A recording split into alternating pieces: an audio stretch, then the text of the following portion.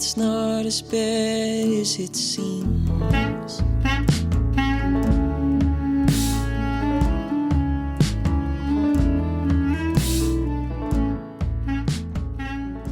Hiya, sticking to my roots and making it impossible to share this podcast, if that's what this is, on any of the podcast things by using copyrighted songs, but it's too nice a song. It's called Drink My Rivers by Andy Shauf, S-H-A-U-F, Shauf.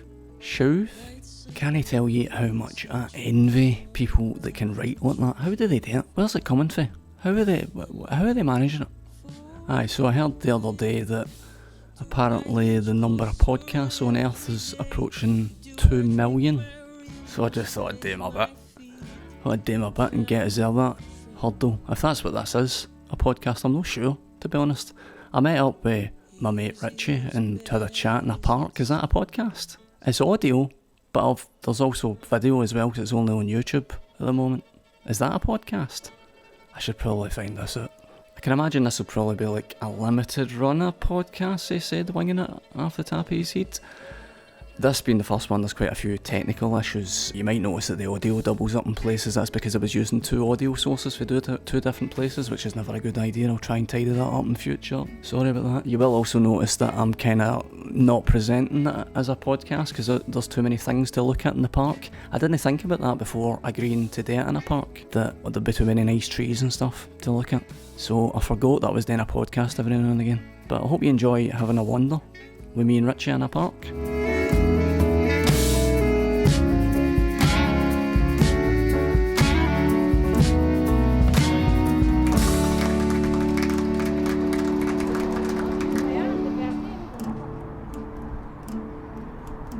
Walking along Alexandra Parade, East End of Glasgow. I'm the only person that knows that I'm recording audio. I could be on the phone for all anybody knows. But slightly self-conscious about it anyway. Although I'm wearing a really fluffy microphone, so that's a wee bit of a giveaway. I bought these, see the fluffy things that you put on the end of microphones, it's just a bit of fluff. £5 a pop. Well, no, they should. I say £5 a pop, but they should get rid of the pop, shouldn't they? So, getting off to a bad start. I'm going to meet Richie Morgan in a park.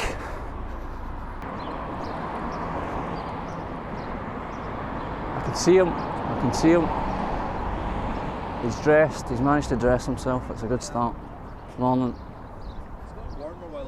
I know, it's just in the wind that it's chilly. Podcast's already started, by the way. You'll be wanting a mic, I suppose. Oh. Fucking egomaniac. Are we going to be like tethered together? No. What do you mean? Like? No, I've got another mic. Oh, I can give you. I think I've got an abscess. An abscess? I lost a tooth to an abscess. Oh. I don't know. Aye, that's pretty Same much one. exactly where mine is. Also feel as if I'm instantly ripping off Adam. I don't know enough about podcasts, mind you, but I feel as if I'm ripping off Adam Buxton. He only does his intros out and about though. I know, but I feel as if he did walking in a park first. It doesn't matter. He probably got it off of someone else. Do you want me to do a clap? I suppose. I've got notes. Oh, I was going to ask, like... I just figured that... Does this have a theme, or does it... The theme is, loosely, that... And you're not going to be able to figure out how I came up with this. Alright. It's like a guy who doesn't know what he's doing, going around talking to people who are willing to talk to him about whether they know what they're doing. Right. So that's it. I'm worried about putting my hands in my pocket and turning off the thing, so I'll not do that. That date I went to on Monday, Uh-huh. I never realised until after it had happened that I'd kind of just went to spend time with a lassie. Uh-huh. I say lassie. Rather than it be like an interview. And she was still, her needle was still towards interview. Oh, like the scoping you out. So there was a wee bit of a clash there because I was maybe too relaxed. I mean... Taking stuff in. Too much brainwashing in films has told me that we're now cursed because that crow had a good look at us. Didn't they seem that bothered by us either? No, they're pretty confident bastards. I thought you were going to say films as cursed us in terms of how we see like Romance. interaction in terms of dating and romance and all that sort of stuff. That as well, aye. I mean, I'm obviously deep into that. Thinking about the storylines that people need to tell themselves about life. Aye. I've got way too much time on my hands.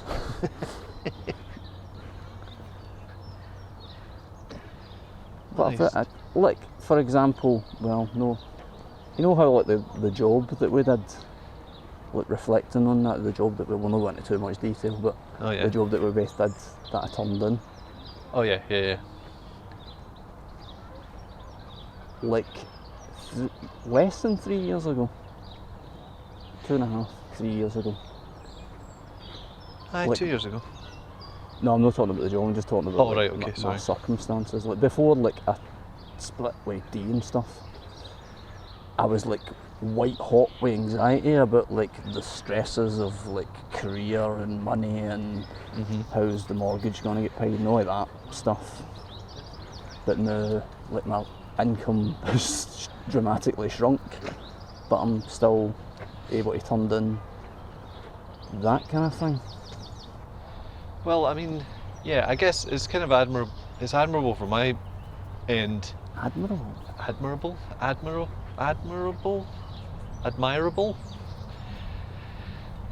You're just saying that to be nice though. No, I'm just saying from my end, like for you to be able to turn down work because it was damaging. Uh-huh.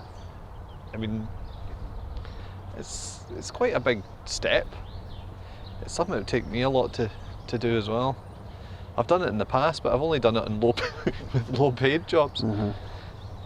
But There yeah, was just so many bad memories for the last time that I was just like, I don't want more bad memories like that. no.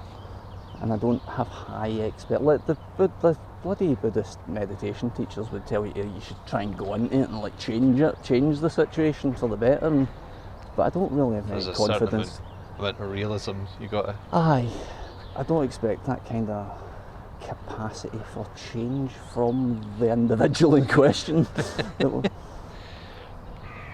Well, I think the problem is that in order for someone to change, they need to realise that they have to change. Uh-huh.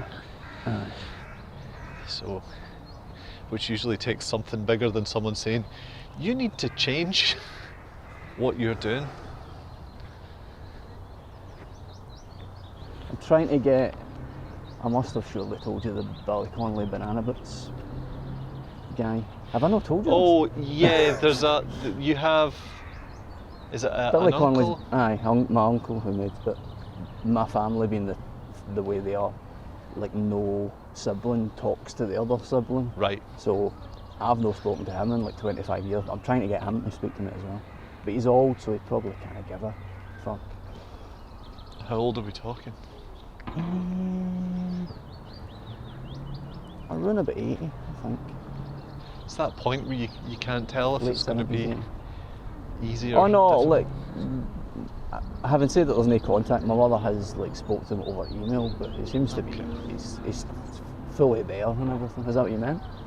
Yeah, just that and energy and all that sort of stuff. I've also not got a name for the podcast. What do you think would be a good name?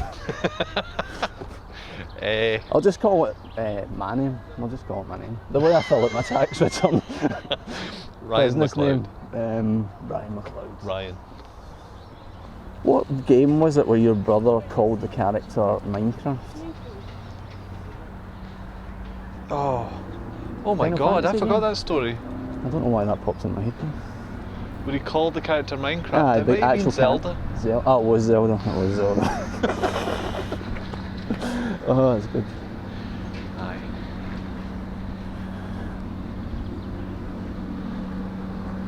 Oh, we sat down somewhere. Yeah.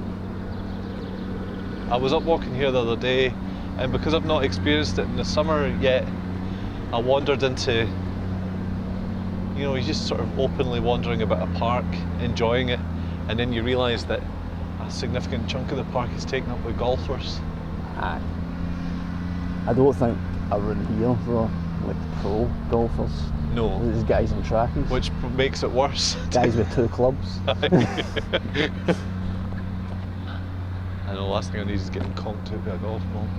I got hit with a golf club once. I've got a scar under my left eyebrow. Accidentally? I was standing behind my pal when No. he swung it, and he swung it right into my face.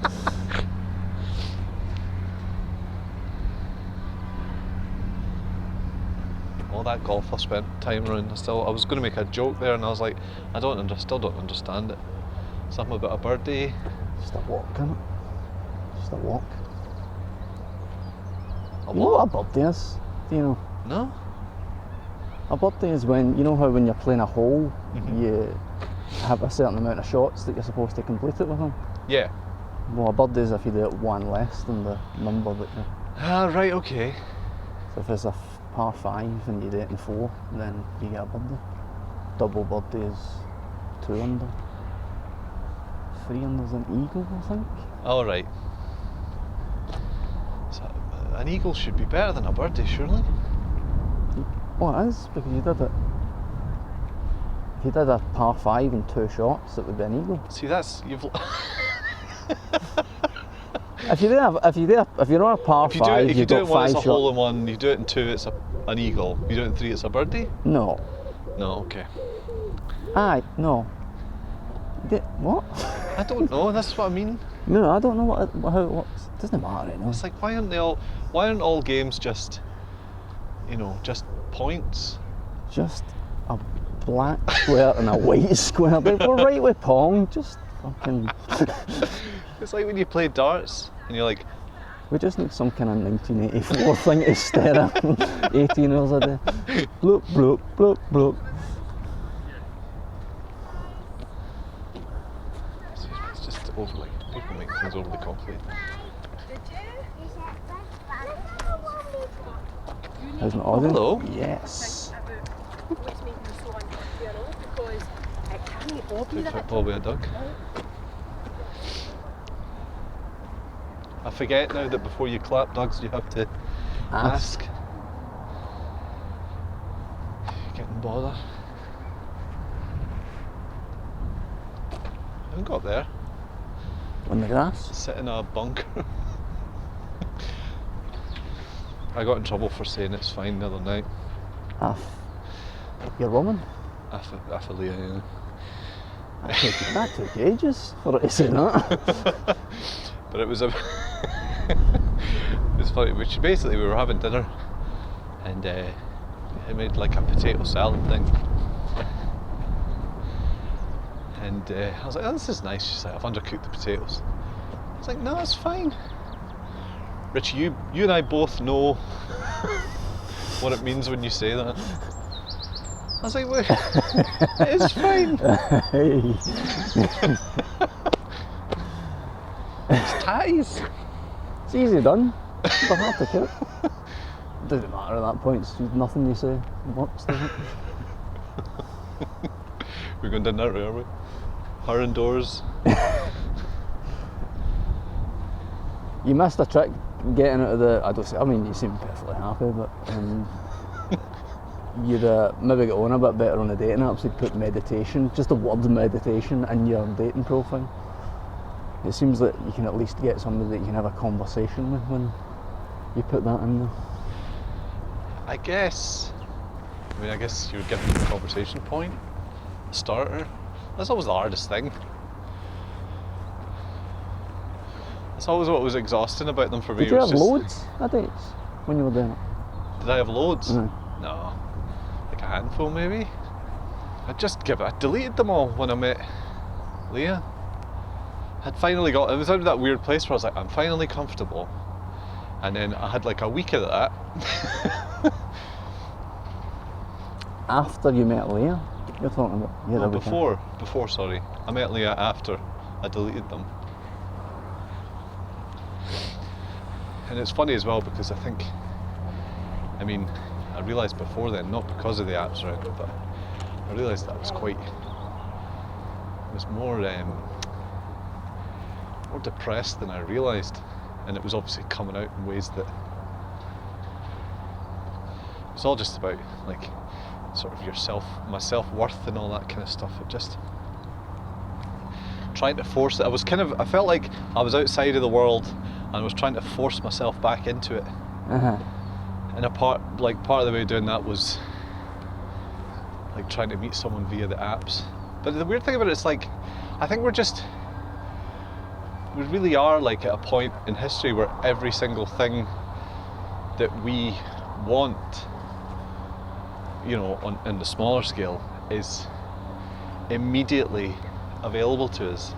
Like everything, like food, DVDs, books, games, television, films.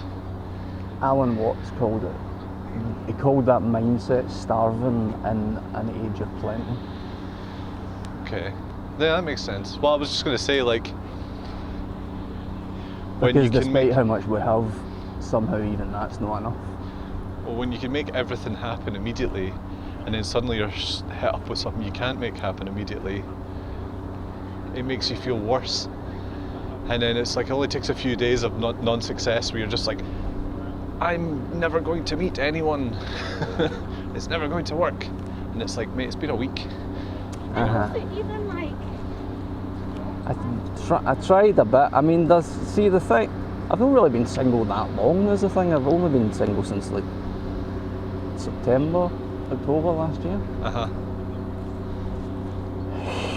But I've tried not to think like that because, probably shouldn't admit this, but because something that Russell Brand said that had me thinking. Because he's obviously went through all types of different addictions and was a womanizer. See, look, sorry, there's a bit there. It's well kept and everything. Several balls. Anyway, yes. But he was talking about how he was chasing that idol. Should we go round? This was very loud. Oh, he stopped. Sorry, I feel like I'm just constantly interrupting your story.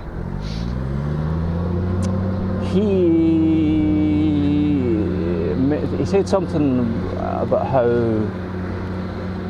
he had that, somewhere in his psyche he had that idol, the idol of the Queen that could validate his whole existence, and that's why he was rattling through so many relationships. So I try and think about that as well.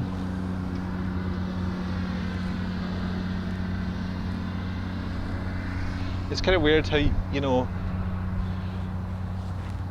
all that basic life stuff, like, sometimes it takes you just to say it out loud, and it's like a really, really obvious point, but it takes you to say it out loud before you go, oh yeah.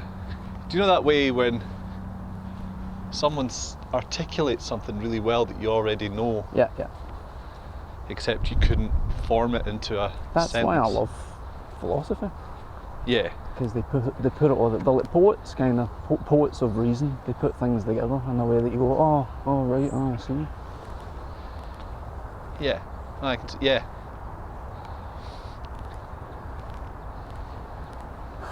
It's funny. I think one of the things that I've been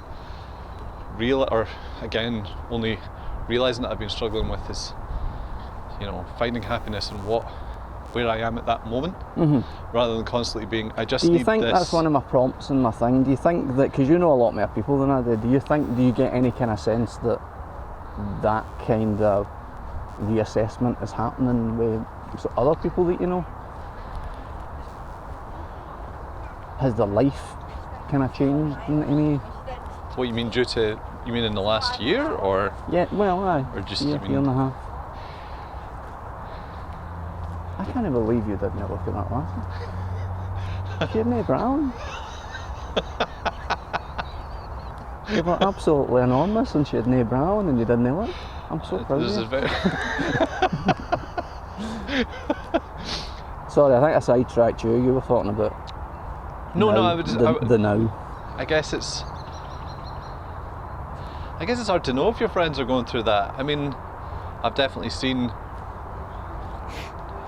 changes in people, but you never. What age are you again? I'm going to be 38 in a week, 2 weeks. Not that far off. Just over a week. I guess I do have friends that I've watched kind of trying to figure out their, you know. But it isn't a thing. You don't think it's no catching on. a Because reassessment. I've only got my algorithms to listen to, so they're telling me that the world's changing.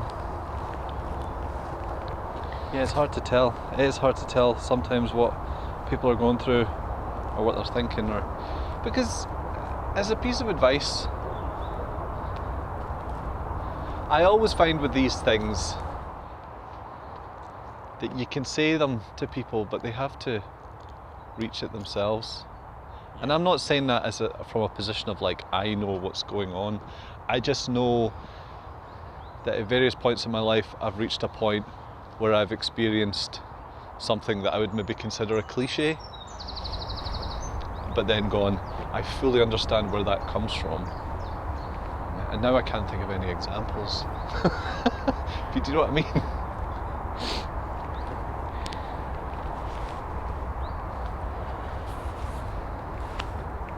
Like, it's funny, I think obviously a few years ago I went through some big changes that really, really knocked me back down to base level nothing. And this is all because of relationships? Yeah, relationships, but also my own inability to spot, it's not an inability to spot things. I think when you're just in a situation that's harder to face up to problems or things like that. But like, all of that came from chasing an ideal that wasn't going to happen. And I think, basically I ended up staying back in my parents' house, kind of getting back into working and all that sort of stuff. And it was really weird that I settled into this. Get back into working, did you actually get to the point where you stopped? There was like a couple of months where I didn't do anything, but like I had to shut down my business because it wasn't working out. Even though I know I could get back into doing the work, there's always this feeling of like, well, what if it does just stop? I think there's always a feeling when you're self-employed or freelance or whatever, you're just like, well, what if it just goes away? What if it just stops? No, I've never felt that. No? It's curious as well, I've never felt that. I'm joking. I fucking wake up at 3 a.m. feeling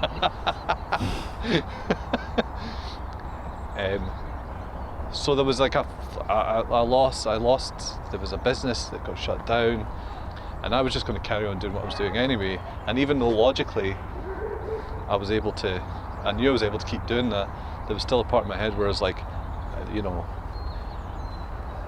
I've lost, I've failed. Yeah.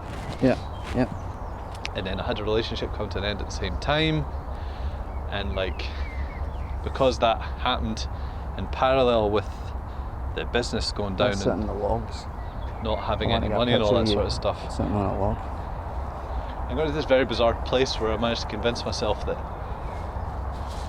it sounds really irrational to say it, but I genuinely got myself into a place where like I felt like no one would love me if I couldn't get a mortgage. Yeah. You want to sit in the logs? We found this little I did circle. think so, but they're quite small. Try it. Quite low down. Yeah. I did bits of yoga now, I'm pretty flexible. Is that comfortable enough? This is alright. So yeah, I just went through all that, but I kind of secured myself in a little bubble, and then eventually I was forced out of the bubble and back into having a flat, and I got an office in town, and it really was just being around people again that made me go, oh, I'm actually, one, I feel a lot better, and two, I never realised that I thought I was alright before, but actually I was really terrible, like really, really, really terrible. But it's quite funny because even like, it's one of those things you don't notice it in yourself, but everybody around you goes, oh, you're different. It's just weird. I don't know if this is interesting at all. It will be. I mean, it's not to me. I'm gonna I can take it or leave it, but it will be to somebody. No, when I was on a downturn, when I was living in Edinburgh and then made it through to my flat in Dumbarton, I think my trajectory kind of was mentally done, and it was, my parents saw it, but there wasn't really much they could do about it. Yeah, it's funny, my parents were in the same place. But that was like pinning my hopes on things as well. It's like talking about cheesy and how unoriginal things are. As cheesy and as unoriginal as it was, asking that tattoo artist out and being rejected in the way that I was it was like a body blow when I wasn't ready to deal with it, because I'd built it up for so long as well. So it was like a story in my head, even though I was aware that was a dangerous thing to be doing. I mean, it's the timings of all these things. I remember the tattoo artist thing, but what was that? Had a big. Well, I'd already moved to Dumbarton, so I already had the like, how am I going to make money? Will I ever get into a relationship again? Mm-hmm. Why have I moved here? Because I don't know anybody here. So that was all happening anyway. What was your question? Yeah, no, I was just saying, I remember the tattoo artist thing, I just didn't realise it was as significant. Much of a blow as it was. I think those kinds of, those kinds of moments are obviously positive because they're just all life experience, but I think to bring it back to the dating thing, I think it's really positive, even if you do get rejected, when you come across someone that makes you feel like you want to pursue them. Because it reminds you what it is that you're meant to feel when you meet someone. Because, like, as nice as these people that I'm speaking to on the dating apps are, I would be lying if I said that I haven't stopped thinking about that lassie, even though she rejected me like a year and a half ago. Because I'm like, oh right, Jesus, like there are only many people like that. I mean, but again, I don't really know the person. Yeah. And it's not that I'm stalking them. I deliberately don't do that type of thing. I think... Because I'm a good person, I don't stalk people. That's the fucking hell. Do you know what else you want to talk about? But what? Sorry. Did you say? I was just being awkward. I was asking what else you want to talk about. Why are you worried about? I don't know. It's fine, I need to just relax. I think that Spanish lassie that went on the inverted quotation mark things date with looked as if she thought I'd lost the plot when I was saying that the podcast was just going to be a conversation. Apparently all the podcasts she listens to are all like just monologues, people just talking on their own, but everything I listen to is just a conversation. It really is mad. Every time I put less thought into the stream and just go on and talk, it goes so much better than when you try and break it down into bits and all that rubbish. I mean, that's the sort of live nature of it, isn't it? Sometimes a conversation topic will pop up or something will happen that's just funny. I think, like, streaming for me, it was so weird. I went through a phase of like really trying to sort of put more into it, and I was talking to Jess, who was doing a lot of community stuff for me actually in the Discord, but she was saying like, look, a lot of the people who come to your streams, they just want to sit and watch you play video games. They don't need like all that weird stream stuff that like younger people like, basically. So they're all kind of similar to you in the sense that like they just want to come and chat to people and watch you play games, and yeah, so don't like, and that's when I kind of relaxed about it, because obviously I realised as well that when I started wanting to put more into it, that it started to become more of a thing, and then in my head it started to become like work, and then I started to feel bad about it, so I just stopped. I was like, just play video games, use it as your time to play games. You're doing it even more often than me, aren't you? You do evening streams as well, weekend streams. I do the Monday to Friday in the morning for an hour, and then I do one tonight on a Wednesday. I do one on a Wednesday and I do one on a Sunday. So I guess I'll do about... Did you do it? But I'll only do an hour in the morning, so it's like... Was that just to fit around yours and Leia's schedule, or did you just decide on the times? Well, the morning streams came about almost a year ago now, because of the situation we're in, and I just know myself that if I basically tried to force a bit of structure into my days, basically. So I was like, I'd stream in the morning for an hour, I'd go for a walk, I'd do this and that. This is when I had nothing, no work or anything on, and it turned out to be a really good thing, because it gave me something that I had to do in the mornings which means I started getting up at the same time every day, started going to bed at the same time every night.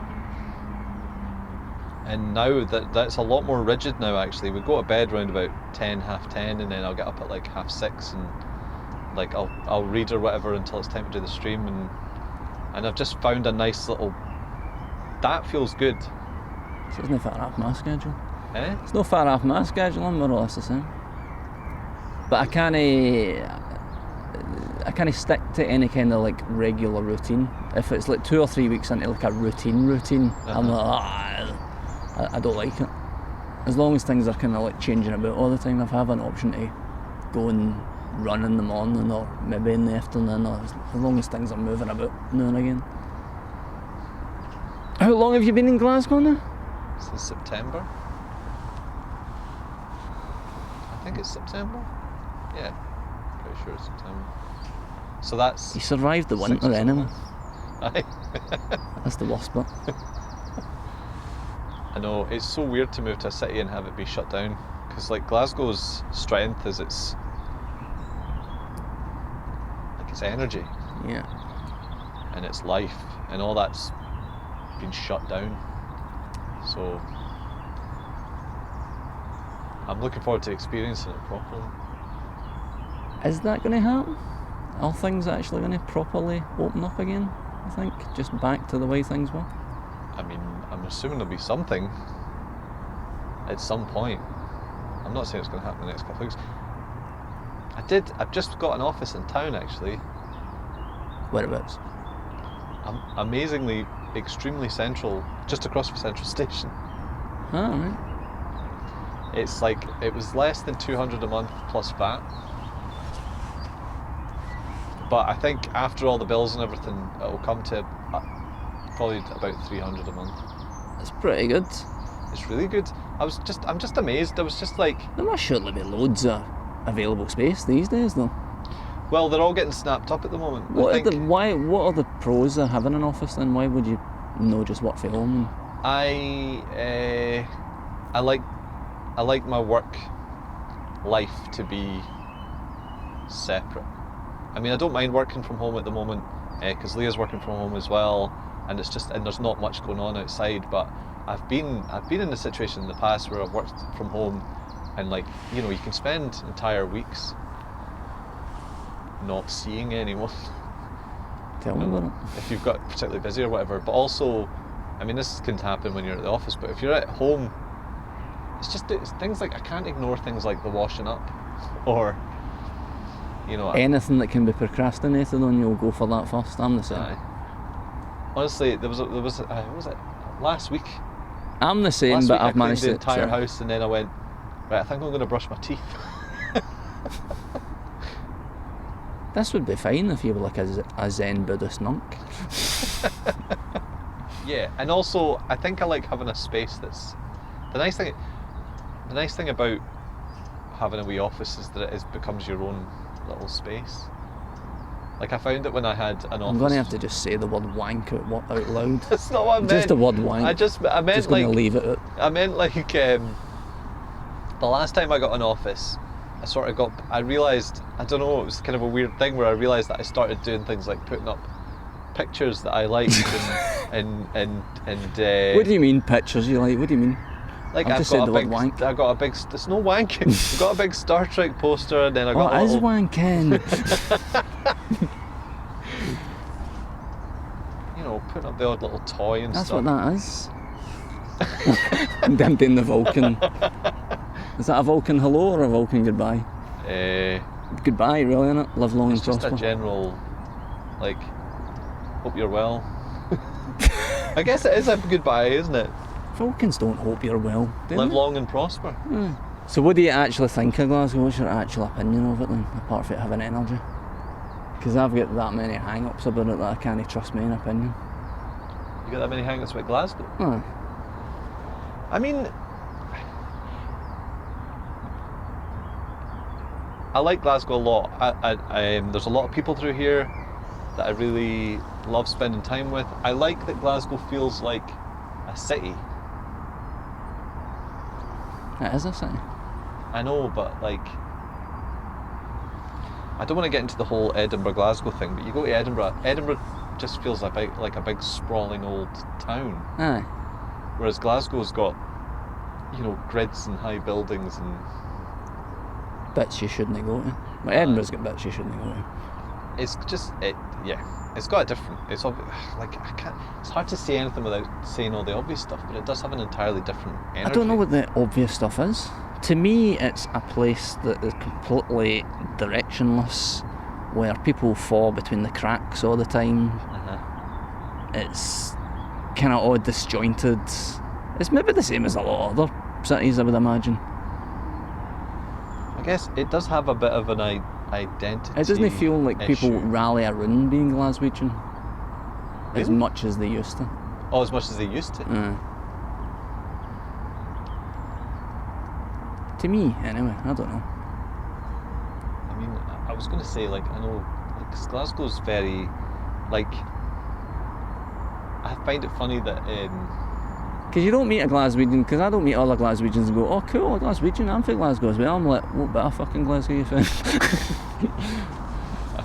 There is something funny about Glasgow that once they've done complaining about everyone from outside of Glasgow, they turn in on themselves. Aye. Just complete, total transparent insecurity. Which is funny, because Glasgow's it's like Scotland has the most Glasgow-centric art scene, the most Glasgow-centric That's music why scene, though, because there's a film, bunch of fuck-ups that live here. I suppose. Edinburgh's got theatre. I guess Edinburgh's got theatre. But Glasgow seems to have... Theatre's just art with ticket prices. That's beautiful. Put that one up. Something. That's good. Put it on something so I can make money off it. I've spent a lot of time through here, and I do a lot of work through here. You would prefer to live in Edinburgh than Glasgow? Because I prefer to live in Glasgow than Edinburgh. I don't know. I genuinely don't know. I was really missing... I do miss Edinburgh. I miss it a lot. But I never, obviously I'm the type of person I am, so any time I've lived in Edinburgh, I haven't lived the same way that you have. You're a lot more social than me, because I think of Edinburgh that it isn't that a social place, and Right. people are quite cold, but that could just be the way I do it. It's...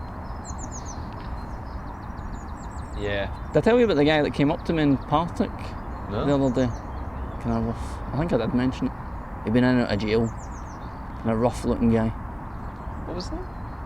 It's just a guy came up and started talking to me, but he just kept going, oh, you look like a good cunt, mate, you know what I mean? He obviously was desperate to talk to somebody, but he was in and out of jail and obviously had a lot of problems and stuff, but I preferred that interaction, even though I was like, is this guy going to go for my headphones? Is this guy going to try and nick my phone? Even though that was in the mix, I preferred that to walking around Edinburgh and nobody making eye contact with you. Aye. I don't know. I'm probably not the right person to ask. Alright, well thanks for joining me on the podcast. Eh? Thanks for joining me on the podcast. But I do feel like there's this image built up of Edinburgh from everyone outside of Edinburgh, and it is a kind of a comedy, it's just a bit of a weird comedy rivalry, but people do seem to really hate it, and it must come from experience. It can't just be I've been grown up being told this forever, and now I see it. Now that's what I see. It's a very pretty, and the middle bit we're mainly talking about here is a very pretty, affluent place, and that encourages a certain type of thinking where everybody wants their own little bit. Yeah. See, I guess I've never really been able to afford. I've always lived in. That lass I was on a date with was living at, Cannon Mills, didn't you? But it was one of the mansion flats she was on the cobblestone streets, the white kind of buildings. It looked amazing. The other thing as well is your experience. In terms of experiences, it tends to be mostly around who I'd make friends with. So I'll only ever think of my friends and then go, well, they're nice people. They're good people. From Edinburgh, people from Edinburgh. Yeah, from Edinburgh, yeah. Quite a lot of people who live in Edinburgh aren't from Edinburgh. I know, I guess quite a few of my friends are from outside. It's funny because, I kind of grew up moving about a lot. That was another thing I was going to want to talk to you about, was try and remember what your thought was while I'm doing this was where your fuel is coming from, because people, like, you've been nice enough to say to me, and other people have said, like, oh, it's good that you're able to do the things you do, you're able to push yourself the way you've been pushing yourself the last while. And it made me think about what is fueling me, and I can't shake the feeling that it's the low bits, it's like the living the way I did, thinking the way I did, took me to a place emotionally where I was like, I'm not going back, I'm not risking that again. Aye. I'll do whatever it takes to not get trapped like that again. Uh-huh.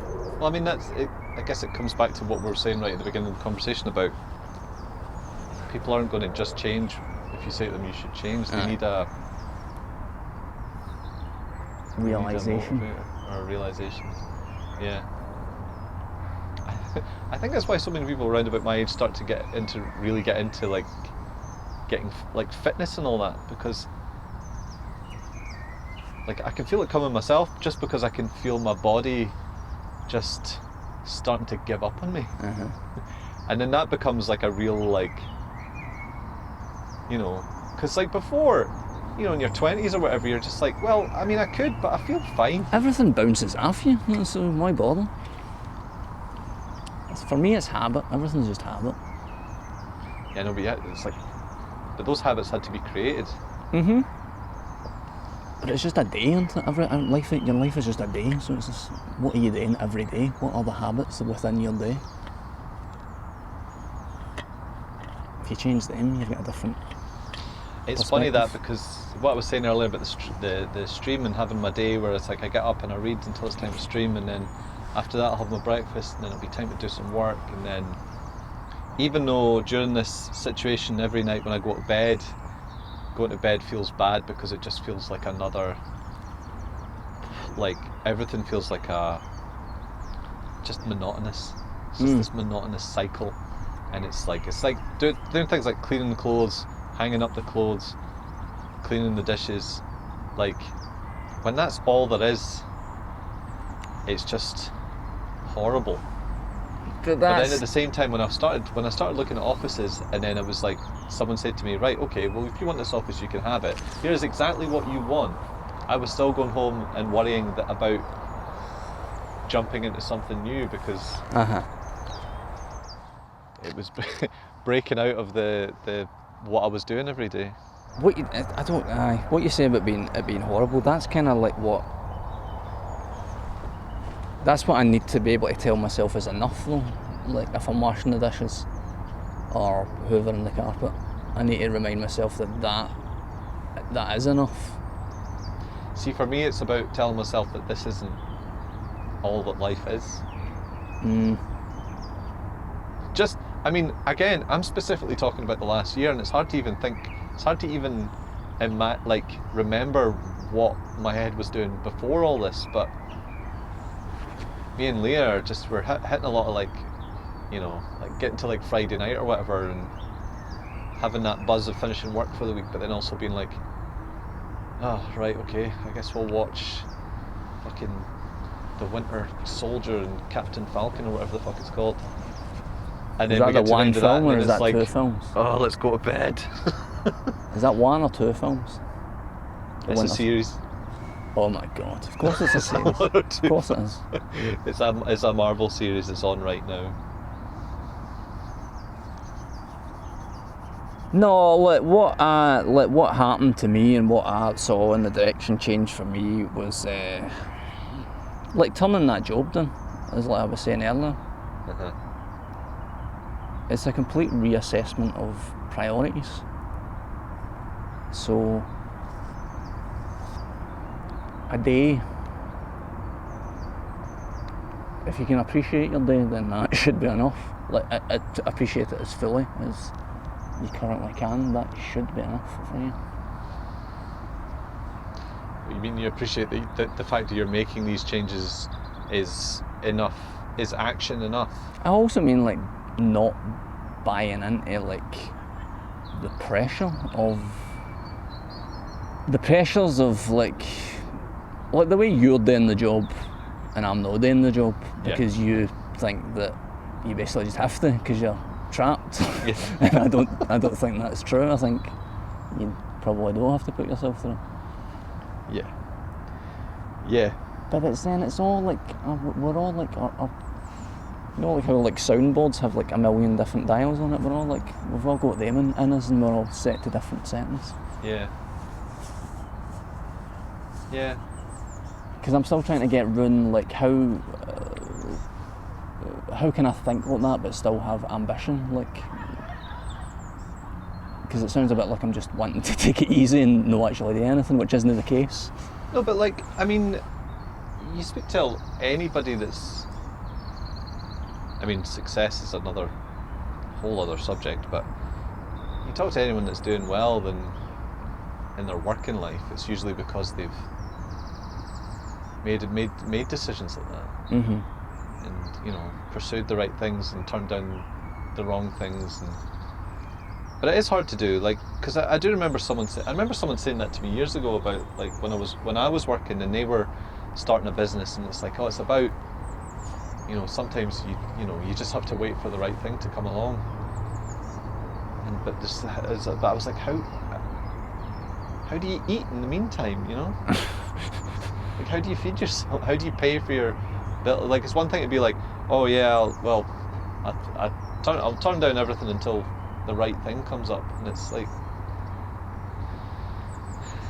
I don't know. I've never really been able to figure that out. I'm stupidly lucky, obviously, with Pennsylvania and the Ko-Fi and all that. That's enough. That's enough for me. Mm-hmm. It wouldn't be enough for a lot of people, I don't think, but it's enough for me. Do you feel, going back to that idea of fuel, have you ever thought things like that before? Like, what is pushing you forward? What's driving me? Yeah. I worry. Because you were saying just the other day on the Facebook chat that we were in, mind you moved so much when you were younger and you were homeless and stuff. Uh-huh. Do you think that factors into pushing you forward? I think I know that as a kid I was always encouraged by my parents to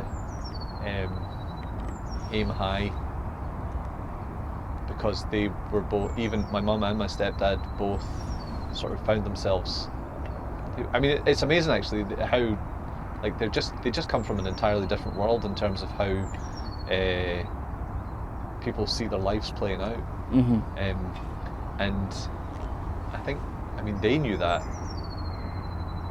so they always kind of drummed this idea into us of like, you can do whatever you want. And, you were never called special, were you? eh? You were never called special, were you? No, God, no, nothing like that. It was never really in the sense of like, you can do anything. It was more just like, you should try and do what you want to do. That's better. I got special. I was like, Ah, right. Aye. So, but the thing is like, I told that story about like when we were kids, and it was kind of mad actually. Like, yeah, we ended up homeless after my mum and dad got divorced, because my mum half decorated a flat that she had to move out of, and then she couldn't pay the bills that the council wanted her to. So the council went, you can't have any more houses. But as a kid, you don't notice what's going on, and it's only until I got to like a certain age that when people talk about the house that they grew up in and all that sort of stuff, and I'm always like, oh, that's weird. I actually have the same sort of reaction when people are like, you know, when people talk about having like family group chats, or with people that can really get on with their parents and can spend time with them and all that sort of stuff. It's always like, you're just from a different world. Mm-hmm. But you don't really realise anything's different until you get older and look back at it. Yeah, there's a funny story, like when we moved into this homeless unit in Arbroath, and at school. What is a homeless unit? Is that like it's like a B&B. Right. It's kind of like a setup, like so you would go in, there'd be a big set of stairs, you go up, and we had 2 rooms. There was one that me and my brother slept in, and one my mum slept in, and the one my mum slept in was also the living room. And then there was like a bathroom that everybody used and a kitchen that everybody used. And it was fine, but we had to do this thing at school every Monday where you drew a picture and wrote a story about what you did over the weekend. And it's funny actually, because I just finished reading a book where somebody talked about also doing that at school, and they were like, I'm pretty sure that was a thing for people looking out so they can tell social services or whatever. But when I drew a picture of us having dinner. Yeah, I drew a picture of us having dinner, and I drew a picture of me and my brother sitting on the floor using chairs as tables, because Right. we'd be kneeling on the ground. Our mum would put the dinner on the chair and we'd eat it. Because we'd not long moved in. And I took the exercise book home and I showed it to Mum, and she was just like, she immediately went out and bought a table and chairs. I own the flare now. Eh? And I own the flare in my flat. I've got my yoga mat out. I'm on the yoga mat most of the time, or if I'm eating dinner, I've got like a wee tray, like a Japanese person. I mean, it is fine. That is I've fine. got a sofa as well. I just rarely sit on it. It's more the cat's sofa than mine. But like, I guess my point is that you don't know these things as a kid. And those situations aren't necessarily, they don't make you who you are. It's how people treat you. Aye. How But- people treat you and what you start to believe of yourself. Yeah. What starts to stick in your mind as who you are. But in terms of drive, you're right actually, it's something I do worry about in terms of like defining yourself through what you do. I have been extremely guilty of placing value on what I do professionally, or how well I do the job or whatever. In the sense of like, you put me in a social situation, I clam up. Like I'm not great in social situations. I will eventually open up. If you put me in a room with more than, like if we were in a situation where it was 3 people right now, I would let the 2 of you do the talking and I would just kind of listen. But if you talk to me about work, I can go about it just forever. I can talk about it for ages. So that kind of leads into this whole idea that I do place too much of my identity in that. And I did realise that a few years ago now, and I have taken steps to kind of not be so much that person, but it's hard to get rid of it. But then the problem with that thing I was saying a couple of years ago, when it all stopped, when it does stop, in your head, that's you've stopped. It's like everything that you thought you were has now stopped, and then you're like, so what am I? What do I do? Like, it still terrifies me. If I had to stop doing what I do, then I don't know how I'd define myself. Or like these ambitions that I have of like making things or films or whatever. It's like if I woke up tomorrow and went, okay, look, it's never going to happen. Like I don't know what I would think about it on a Saying daily it's basis. never going to happen is like the same as going, it's definitely going to happen. It's Yeah. I know. I just mean that like if there was some level of acceptance, not acceptance, but if I just went, right, that's that, then I don't know what I would think about on a daily basis, and then that worries me, because then I'm like, well, then who would I be? This is absolutely useless, Richie. This is I'm no help sorry. to me whatsoever. I thought you knew what you were doing. You've got a fucking business I now. really don't know what I'm doing. Sorry to. I mean, it's funny. I only discovered recently that anybody that's friends with me that also works with me have said that that when I'm in work mode, I'm a completely different person. Really? I never noticed. Yeah, I mean, you're just busy. Yeah, maybe. I think, as people have said to me that if I'm out filming or whatever, then I'm kind of locked in a mode. People have said that I'm a bit. It annoys me thinking back to the way you used to do the Edinburgh Film Festival for a few years. Oh, yeah. It annoys me thinking back to how fed up we all were while we were doing it. Like, fuck's sake, lads. Cheer up. We're all bit, yeah, and then it got taken away from us, and we were like, oh. That's annoying. I know. Bloody Andy coming in burping all the time in the office, that's what did us in. I'm starting to get like. Do you want to move? Yeah, like, my arse is getting sore. My arse is getting sore. I've got no arse, so I can't sit on hard things. Get the running, start running. Will running give me an arse? Aye, it's what you're using. I suppose. I used to be told that. An ex once told me that I had like a cartoon arse.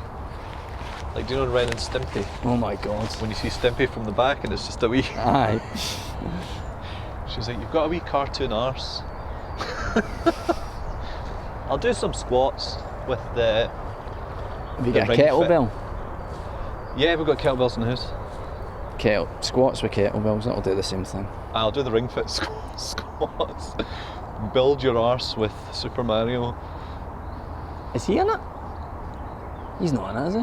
No, I was thinking of, there's a bit where there's like a rhythm game and it plays the music from Mario Odyssey and you're like, you know. Have you had a shot of it? Very briefly. I mean, you do actual exercise, I'm sure you probably don't need the... Nah, it didn't. It seemed a wee bit restrictive. All you need is a run, really. I know. Is that someone's house? Yep, looks like it. I like this doggo. I'm going to see if the doggo barks at me. No, it's not.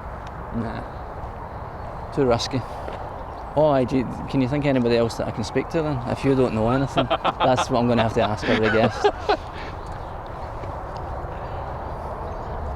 I don't know, you just find someone who's got their shit together, I suppose.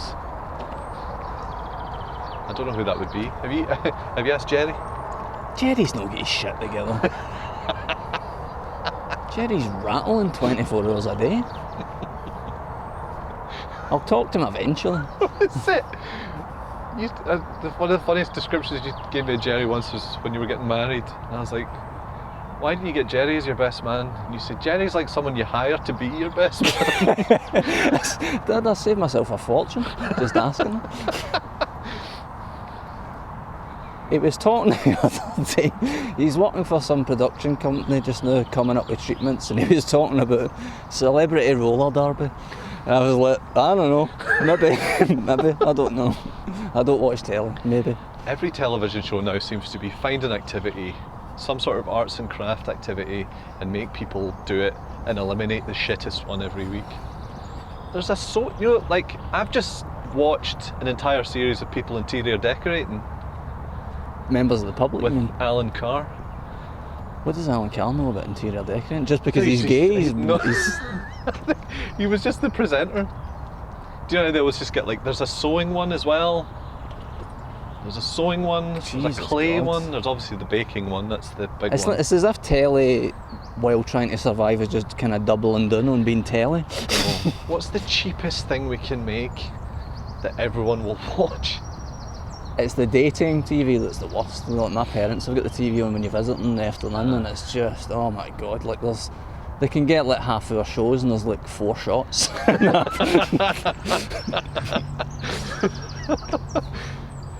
Just cheap as chips. No. What about your future? Do you ever think about your future? Oh god, I mean, I have no idea what it looks like, but I think about it all the time. And it's funny actually, I've started panicking about getting older, which is I know it's really daft because you just lose time to it. And then you lose time and then you have gotten older and all you've done is panic. What you were saying is this, all these people that I've listened to all say the same thing, and it's what you're saying. It's just it's the moment, it's the realising that I'm always going on about this book that I've read. It's only about 200 pages, Man's Search for Meaning, Viktor Frankl, and it's his account of being in a death camp, and he lost his family to the death camps, but there's the book it tells you what the life is like, and then it kind of culminates in a scene where I can't remember what the specific circumstances were, but the camp was being punished for some reason or other. They were being asked to give somebody up and they wouldn't give somebody up, so they were being punished, and they were being starved for a couple of days, and so everybody's spirits were really low, and Viktor Frankl was asked to try and say something to lift people's spirits, and I'm not going to be able to quote what he actually said, so I'm not going to be able to do it justice, but he, in the kind of ballpark of understanding, because these are people that have lost everything, their lives are, as they know it, is done, and they're probably going to die as well, so they really have nothing. So how do you... And so he talked basically about the preciousness of what you have, about how you are here now, and that is really what you're looking for. what you're actually looking for is what you have, kinda. Yeah. He said it better than that. I get it. I get what you're saying though. I mean, I don't know. Like, if you were in a death camp and somebody said, "What you have is the here and now," you'd be like, "Hey, it's shite." But it's shite. There's only 3 channels. Did I tell you about? I went to Berlin with Dee, and we went to a death camp. Oh, did you? In Sachsenhausen, we visited. It was like an anniversary as well. Shocking to think back that this where I took my wife on an anniversary, a death camp. There was some Australian lassie on the tour with us walking through the old concentration camp, just eating muffins the whole fucking time. Chocolate chip muffins. Out of respect, I would imagine she was eating chocolate chip muffins. Aye. I was having a lot of conversations with a friend about, like, I mean, this is a lot more basic, but it's a lot more basic than death camps. But you know, I was thinking the other day about the way that people used to enjoy stuff in terms of like TV shows or. Are you talking before lockdown? No. I mean, I'm talking like years ago. Like, I've been doing a lot of reading the last year just because I'm in the house a lot, and I think one of the weird things that lockdown has taught me is that the best way to get through something is to just do it. So it started with the video games, like doing the streaming, where I was like, I've always wanted to play Metal Gear Solid, but I know that I've not got the time to play them all. And then of course, you know, that playing 1 to 4 is about, you know, 50 hours of your time, really, and all that you have to do that. All 4 of them in 50 hours? About that, isn't it? Or 60 hours? No way I would be able to do that in 50 hours. Well, no. Anyway, my point was that, you know, I started playing them, and then I would get to the end of one, start the next, get to the end of that, and it was a sort of a really, really obvious but silly feeling of like, oh yeah, all you have to do is to get through them is to start and then keep doing it, and then eventually they end. I know what you're saying. Do you want to walk this way? Aye, sure. And then I started getting back into reading more books, and it was the same thing again. But what I keep saying, but this is just for me. It's just for me. I'm not saying it like it's some kind of gospel, but it felt as if the change I saw within myself, part of that was a realisation that it's common for life to be just a series of distractions for the moment you wake up to the moment you go to your bed for people. Yeah. Funnily enough, this is something else that me and Leo have been talking about in terms of a problem that I have, is that I perhaps place too much. I mean, I would say that I place too much value on my time, but what I actually do is I just place too much pressure on my time. Because if I was placing value on my time, I might be doing something worthwhile, but instead I'm placing pressure on my time where I'm like, everything I watch has to be worth watching, everything I do has to be worth doing, which just leads me into this state of mind where I can never relax, and I overthink everything that I do, and yeah. Like getting back to like the film festival job, that's the way I was on it, as you know, that's the way I was in every job. It's like, I'll turn up, I'll padlock myself to this, I won't move, and I'll get it, like, I'll suffer the whole way through it, because that's, for some reason, the way I think that you have to do it. But now I'm a bit better, as much as I'm not getting as much like professional work anywhere, I'm better at realising that I can accomplish this much in 2 hours, that much, and like I can break things down like that and manage to almost kind of enjoy the work, or enjoy it a bit more than just hating the process. Yeah.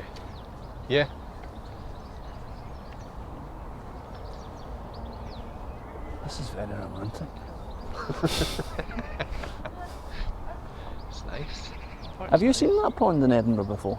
The one I was talking about. You go to Holyrood, and then like, as you're coming to the hilly bits, you turn left. Yeah. Another one. Is that the one where they got the otters at the moment? Don't know. I never saw any otters. Loads of swans and ducks and stuff. And drunk people. Oh. Drunk people with their trannies on. With their what? Tranny. I mean radio. Radios. I mean radio. I'm rereading Transmetropolitan, the comic Transmetropolitan, incredibly slowly I'm rereading it, but I'm rereading it, and they've got transhuman issues happening in the city, like people changing from human to alien forms and having their rights kind of. How old is it? I've never read it. 99, I think. No, maybe 94 it started, I think that's right, around about the mid-90s. It's good, it's really good. What's it called? Transmetropolitan? Transmetropolitan. Who's... Warren Ellis is the writer. Right. I bought all his stuff for quite a few years. I just started reading Judge Dredd. But Judge Dredd? I've never read Judge Dredd before, and I asked Owen actually, it's like, where to start? He's like, just get the first. And of course I'm forgetting that it appeared in a magazine, so each story is about 3 pages long. Right. Are you downloading PDFs? No, I just bought the book. There was a compilation, like they've compiled them into books. I got the first one for like 15 quid. I like the old, because I've got Transmetropolitan's the old issues, but they've got all the old adverts in it as well, and they're about as enjoyable as the comic is. That's nice. Everything's so basic. It's like, even though it's only that long ago, it's like adverts for Grand Theft Auto. It's just so tame. I know. We were talking to. So yeah, we're talking to like a group of Doctor Who fans for a thing that I'm trying to put together. They were talking to a lot of people that got into the show in like the 90s, like when they were kids. So after it finished, and then. Are they still making that Doctor Who these days? Yeah, there'll be another series on this year. And it's quite funny because like I know a lot of people that got into it, say like in the 90s, at a period where it's coming out in video, but also it's incredibly difficult. There's so many episodes, and it's incredibly difficult to find them all. Not even lost ones, just like normal ones. Yeah, I was talking to this one guy. Is everything? It's not the case then that just everything's available on DVD from start to finish. What isn't lost? What isn't lost is now. Aye. And also now you can just subscribe to. Oh, you're talking about then? I'm talking about like in the early 90s. Where you'd put like this mad kind of like value on individual stories and things like that, because it was just this magic kind of thing where you just. Anyway, talking to this guy. I was thinking about that at the weekend when I visited my sister, and I was watching my 8-year-old niece staring at TikTok, and it was really distressing. Alright. Because it's just like 2-3 second bursts of here's the thing, look at that, move on, here's the thing, look at that. And I was thinking about the preciousness of like maybe an episode. Like me and Michael used to watch VHS tapes that his Unipal would make up a Next Generation. Yeah. There'd be like 3 or 4 episodes of Next Generation you look forward to. Yeah, exactly. Well, I'll go back to the story in a second, but like, yeah, no, that was my kind of experience as well. It's like you'd read about an episode in a magazine, and it would be just one episode, and you'd be like, shit, I cannot wait to see that episode. And then you'd wait for months, and then finally it would maybe be on the telly or appear on a videotape or something. Yeah, so this guy, when he was a kid, he wrote to the magazine, just saying like, he was talking about how he just got into the show and like, you know, how do I find all these episodes, and there's so much of it out there, I don't even know where to start. But back in the day, if you wrote into a magazine, they'd print your address under the letter.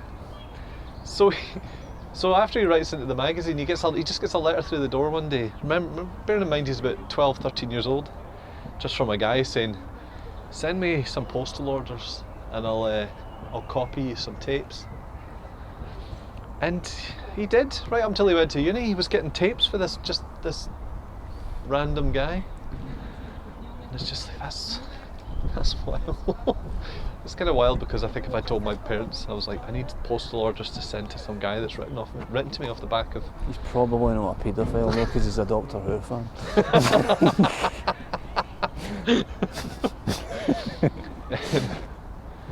But yeah, no, I mean, yeah, there is a preciousness to it, because it's like... Do you want me to push you on the swing? I really do, but that woman's watch. That's something you can't do when you're by yourself, unfortunately, because me and Kimberly used to play on the swings all the time, but you can't really do it on your Todd. Yeah, we're talking about how like you know, you're speaking to I've someone. asked you this so many times, but who's your favourite Doctor? Patrick Troughton. Really? Yeah. You must have told me that before, isn't it?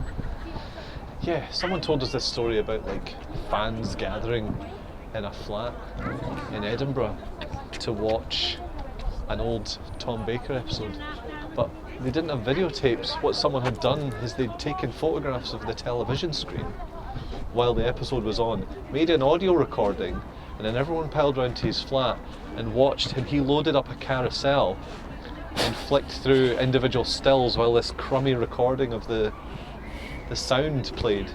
And I was like, that's fucking incredible. Like, imagine being so invested in that and experiencing that and that being amazing to you. Like, you watching that and going, but it is this amazing is great. though, because you're essentially like communicating with the past. Yeah.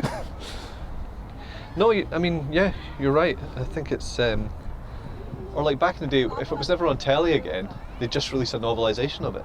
And like, I'm not going to read How any many, of those. what, like percentage-wise, how much stuff has been lost for the back catalogue? It's all first and second Doctor stuff. There's just under 100 episodes missing, which is mad. But yeah, I know. Yeah, there's a change in the investment of. But maybe that's a good thing, because maybe like television shows are, you know, if you have less investment in that, then maybe you'll invest in something else, or maybe not. I don't know. Didn't really grasp anything that you just said there. What I'm saying is like people's investment in TV shows now. Oh right, I see, right. Their investment goes somewhere. The investment in seeing individual episodes goes, so now every television show has to be wildly overly dramatic, so that they hit mad cliffhangers every 45 minutes. Someone gets thrown out of a window or something, I don't know. Anyway, I don't know why I went down that road. He's cool. I'm still watching the American Office. I've just reached the end of the 4th series, but I'm already kind of that way where I'm disappointed in anticipation of it being over, because I'm quite enjoying it. But there's still loads to go, I think. That's a good thing about a show that eventually becomes a bit rubbish. Does it become a bit rubbish? It's a while away yet, but it will. Even the difference between 3 and 4 was fairly stark. It became much more Steve Carell show in the 4th series, is what it felt like. Right. I can't remember individual episodes because I tanned it all in one go. The last episode of the 4th series, they were having like a volleyball match, and it just. Oh, is that the one where they go out? It's like a day out. Like the company picnic. Aye. Two favourite things about that show are his relationship with Toby. Oh no. It was Steve Carell was spreading rumours, and the rumour he spread about Toby was he was a virgin. Toby was going to hook in about a virgin of a dog. I heard that line yet about if I was in a room with. I'd seen the clip of Steve Carell's reaction to Toby coming back into the office before I'd seen it, so it was good to have the background of seeing it on the show. Is the line? Was it? If I was in a room with Toby, Adolf Hitler, and I had a gun with 2 bullets in it, I'd shoot Toby twice.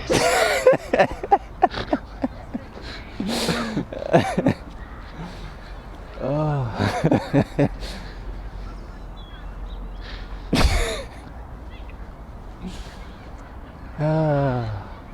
They figured that the guy's got quite a good face for absorbing that kind of treatment. Yeah. It was when he was. They were doing the thing where he fancied Pam. It was absolute torture. Oh yeah.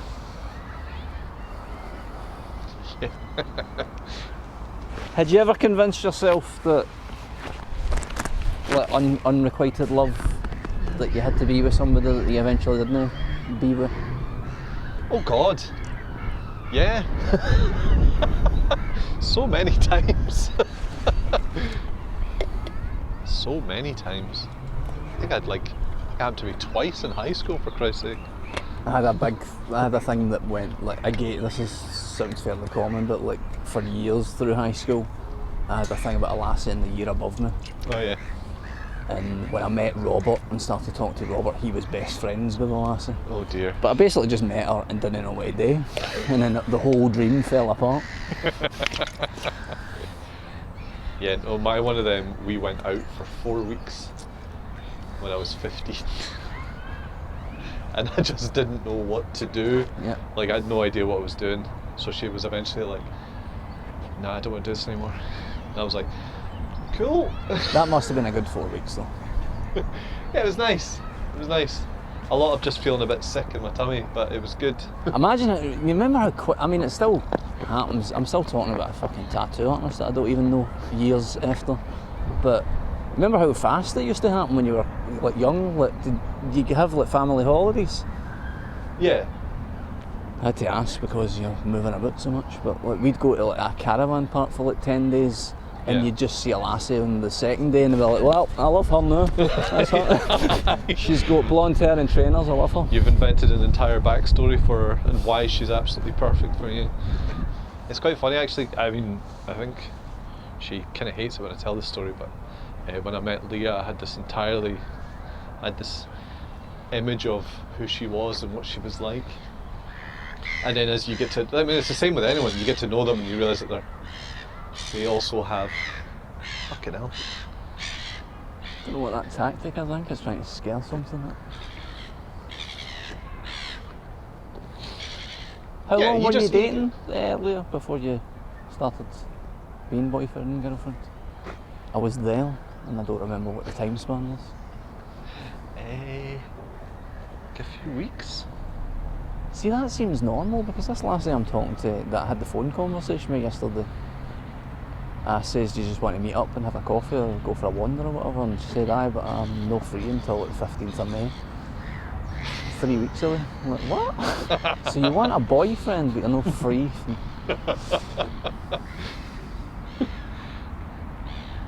But you I were should saying- end that story. Aye. I should definitely end that story.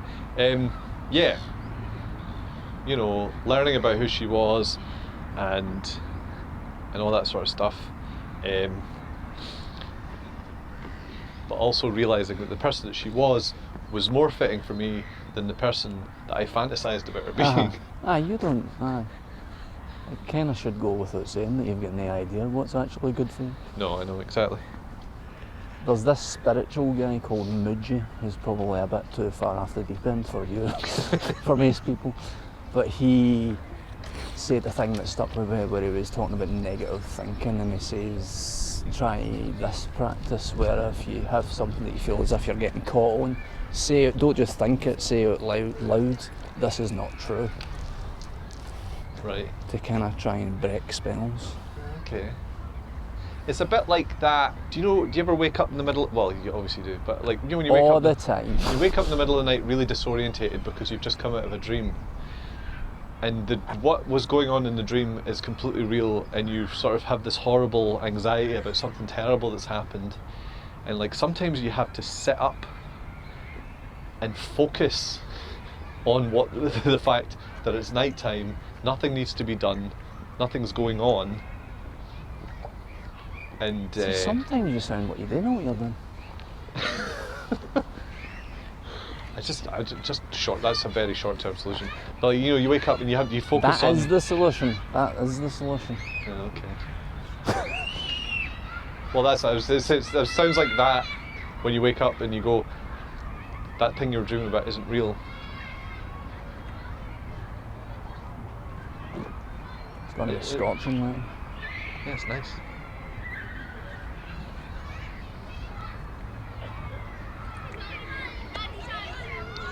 It's so funny, like, every time I go on a podcast these days, I'm always worried that I've run out. I've run out of stories. I haven't heard much of the stuff that you've been on because I disconnected for all the social medias, but somebody on my stream was saying that you did have a story where you visiting on an island and you had pants on your fall out of your trousers. Were you wearing pants and had additional pants, or those were your pants? we went over to Ireland. It was Christmas. I got dressed, and the pants from the day before were still in the trousers. Oh my God. But I didn't realise. So I stopped on a street corner and started shaking my leg. And of course, Owen got his phone out as soon as it started happening. And You think they planted the pants? maybe, I don't know. And I produced a pair of pants for the bottom of my the bottom of my trousers. Because Gav was there as well. I remember Gav saying, you know, I'm really happy to be friends with you and to have been a part of that moment.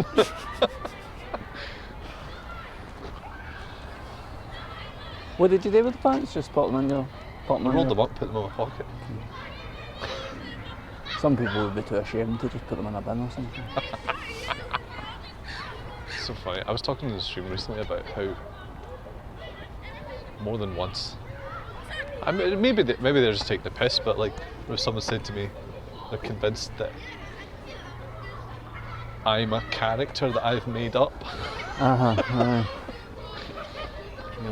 mean, that's quite flattering because the amount of talent it would take to be The best, like, I'm quite often thinking about Alan Partridge, but like, quite possibly my favourite comedy creation character is Alan Partridge, and it's because he's so frequently hitting that wee reel spot. You know what I mean? Yeah, definitely.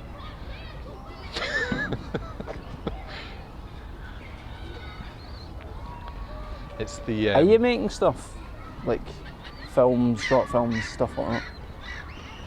Scripts, comics.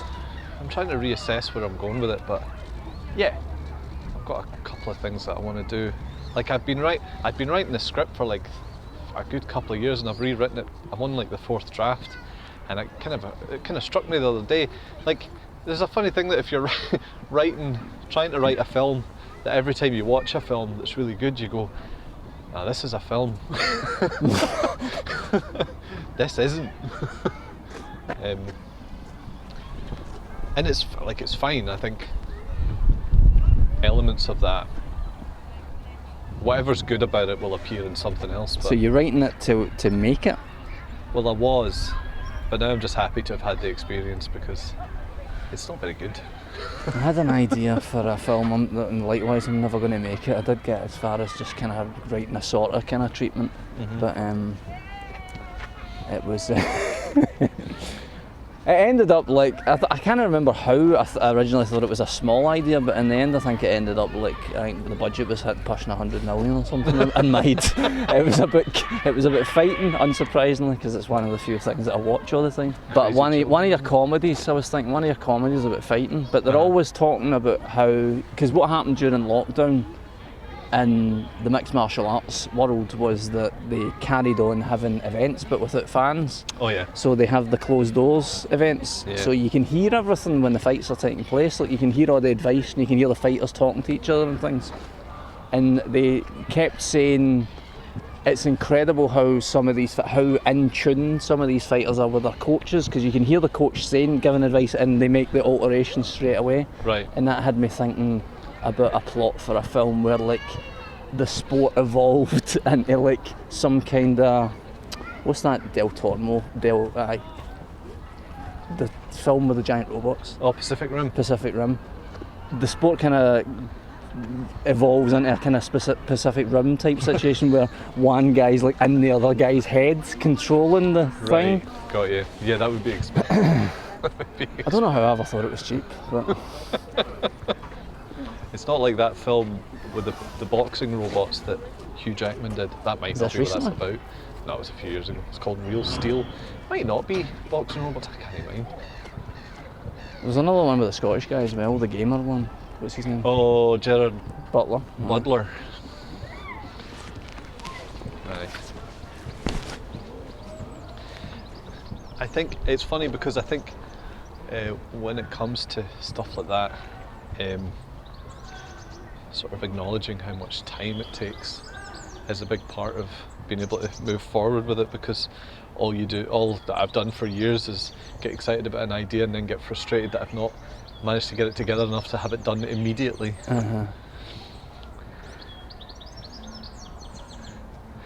Yeah, I find things stagnate quite quickly for me as well. Yeah. But that's another good thing about Pennsylvania is that you need to do something. Like, you just need to do something. No, I know. I've done that. I mean, I know. Did you never even start like editing Twitch highlights and stuff like that?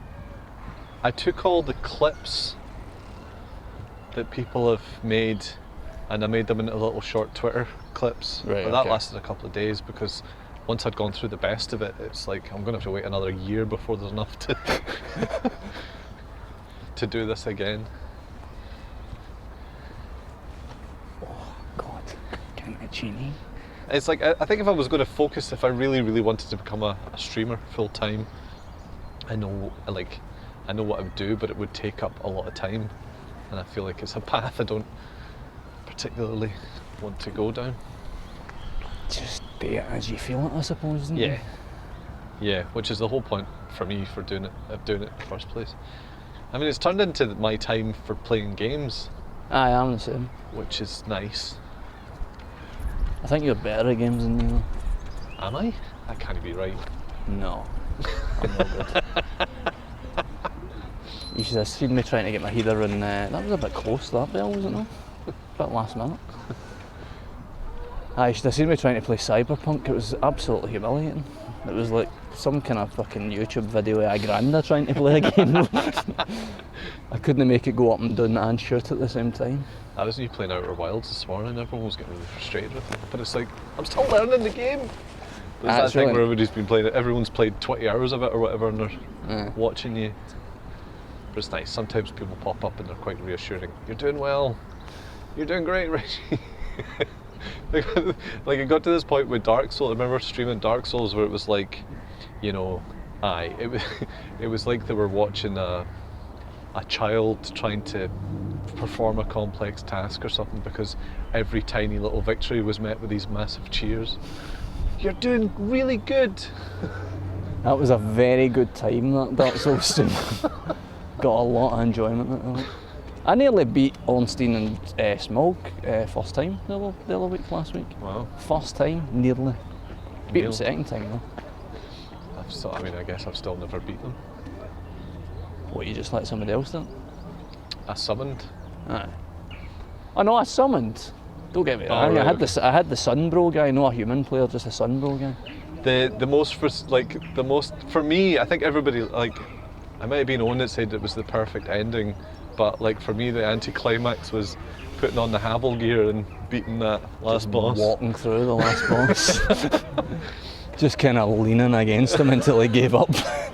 I wasn't even locked on to him, I was just ran up to him and hammered him with the... God. Hope we caught that. It's very pretty, this park. Quite well kept. Yeah. It was really nice when it was snowing and that pond froze over. There's folks standing on it. I did that. I did that a couple of times, steaming drunk. Standing on. My back led into a park in Burlock, and I went up, go up to the pond when it was ice, skate a bit on it, absolutely steaming drunk, about 4 in the morning.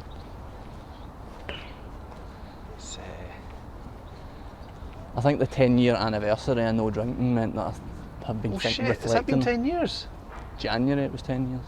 When did you stop? I feel like it was shortly before we met. Would have been. It was like, this tells its own story, but when I quit drinking, I met Dee like a month, 2 months after I stopped drinking. Oh right, okay. I think she became my next obsession.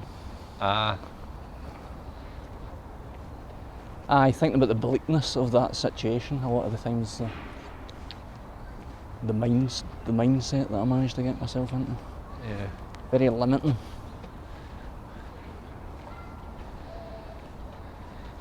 I mean, when you say you were going out at 4 in the morning to fanny about in a frozen pond, was that, like, what was that? At the time, I wouldn't have been able to tell you, but I mean, obviously I was just completely lost. Yeah. What I did was I made the money for video guiding, like the third series, that was the biggest one. Is that right? Cheers. Oh, it's a photography exhibit. Ah. Or is it? Richie got a flyer off a random. I don't think it's an exhibit, it's just selling photos. Maybe. You made the money off video guiding, sorry. Aye, I made like that big series that had online and TV episodes in it, and it was like 6 months of work, so we got quite a lot, what I deemed quite a lot of money. Uh-huh. So when it ended, I just shut up shop basically in my flat for a few years and got hammered. Ah. We've covered everything. Aye. So neither of us know what we're doing, we don't know what the future holds. It's funny actually, because we were talking, I mean, it started off as a conversation about something else. Do you allow yourself to see how far you've come, kind of with your skills and your experience, all the things you've accumulated? Yeah, sometimes. It takes a lot to see it sometimes, but like I have this real problem when it comes to my professional stuff, and again, this is another cliche where it's like, you know, I feel like I'm not as good at it as everyone else is. Uh-huh. And I need to see mean, other like, people's CVs, I think, because I think my CV maybe looks like a child designed it. well, I was just going to say, like, and I cut a new showreel last year, and it's like, when I cut the showreel and looked at it, you know, I realised that my work doesn't look like some other people's works that I was looking at going, wow, that's really nice work. Comparison is the thief of joy. Yeah. I kind of I was able to appreciate that I was doing something different, if that makes sense. And maybe, I don't know, maybe But that was I also look at your showreel though, because you put your showreel in the email chain for that job that we used to do together. Oh, yeah. And I look at your showreel and I go, oh, I wish my stuff was as good as Richie's stuff. So it's just a chain. It's just a chain of comparison. And See, there's stuff that you do that I wish I could do. like what? Like, I think you look at editing kind of different from I do, but like, I've always been really, really envious of your ability to take not very much and make it something great.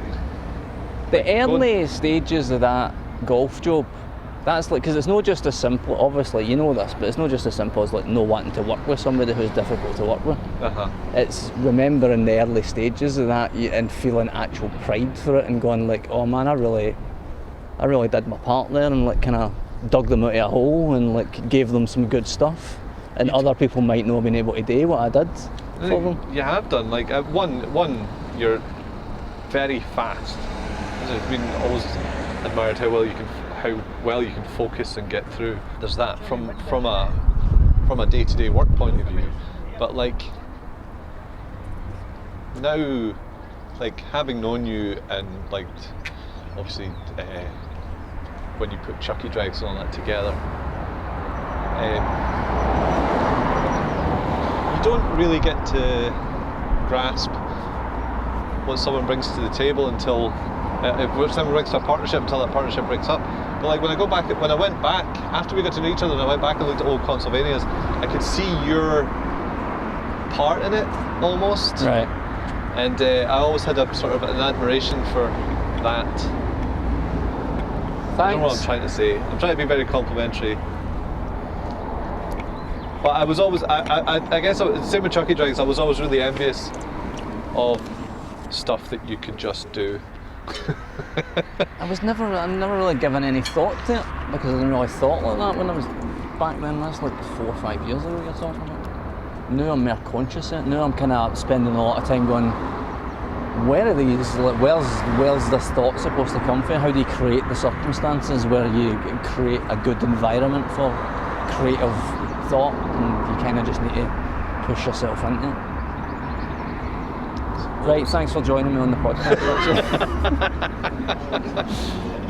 Christ, I can't imagine. I don't know what would be useful in there.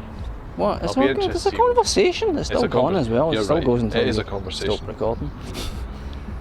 I mean, that's the thing as well. It's You a good conversation. You put that pressure on yourself, don't you? Especially when it comes to podcasts. It's like, we're not on the radio, we're not on TV, and we're not being paid, so That's not an excuse to do a shit job. It's No, just, I know it's not an aye. excuse to do a shit job, but like, it's I mean, like, definitely a reason. It's definitely a reason to relax a bit. I mean, when I was on Twitter, I was like fucking buying followers and stuff like that, and literally going to bed thinking about like what my numbers were and what my interactions were like and stuff like that. And now I'm like, it doesn't matter if like 30 people's watching my stream. That's good. That's good. Yeah. There's a lot of good in that. Yeah. So it's just. I was thinking yesterday, just to finish off, about, I won't mention any specific Twitter accounts, but I'm not speaking about any specific one, but there are a handful of people that you can see their obsession with numbers, but then there's also, when they get those numbers, then follows a complaint that it means nothing. Mm-hmm. There's like Which is a valuable insight that they're missing. Right, I enjoy talking to you, Richie. It's always good to see you. Yeah, you too. And I always feel really lucky that that you're nice enough to have forgiven me as many times as you have, and still be my pal. I appreciate you. I mean, I'll turn the mic off and take it back. Have you turned it off? No, still going. I also appreciate our friendship.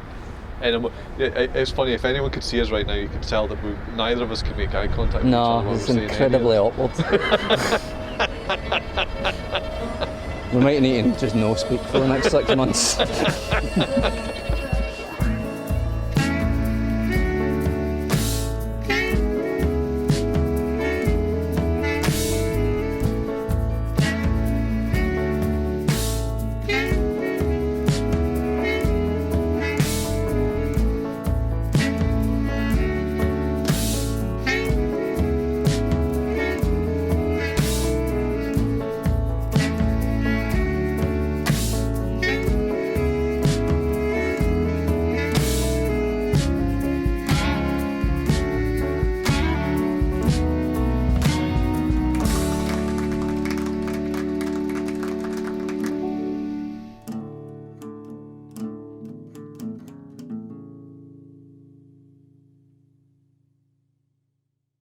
After the podcast recording, I thought of one more question for Richie. I hired a Scottish voice artist robot to deliver his answer. Richie, at the end of our conversation the other day, I mentioned forgiveness. You've more of a leaning towards forgiveness than most, I think. Do you have any idea why that is?